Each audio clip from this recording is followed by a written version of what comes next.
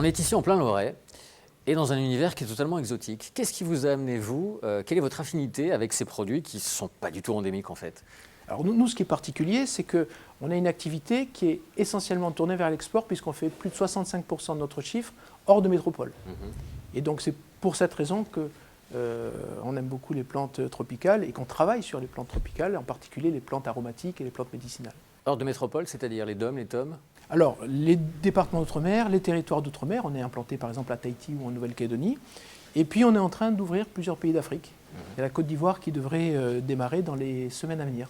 Alors vous avez des produits de base qui sont exotiques, vous avez un marché qui est très éclaté, qui est hors de France, et vous êtes ici à quelques minutes d'Orléans. J'arrive pas à comprendre exactement l'adéquation. Alors c'est vrai qu'on pourrait travailler dans d'autres endroits, mais l'intérêt de la région centre, c'est que, comme son nom l'indique, c'est quelque chose qui est très central.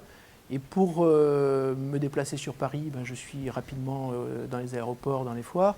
Si je dois aller d'un bout à l'autre de la France pour des salons, c'est très central en fait.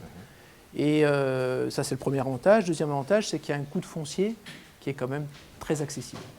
Aujourd'hui, vous êtes une PME avec quelques salariés, mais avec une croissance exponentielle qui fait du bien dans cette période. Oui.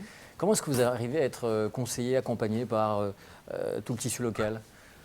Alors, bon, déjà, on a un accompagnement qui est fait au niveau de la mairie, puisqu'on a eu un accueil qui a été très chaleureux. Lors de la construction de ce site, ils ont été très présents, donc c'est quelque chose qui nous a beaucoup aidés. Et puis, il y a un accompagnement qui se fait au niveau du département, de la région, etc. Il y a tout ce qu'il faut pour se développer et pour essayer de faire à notre échelle.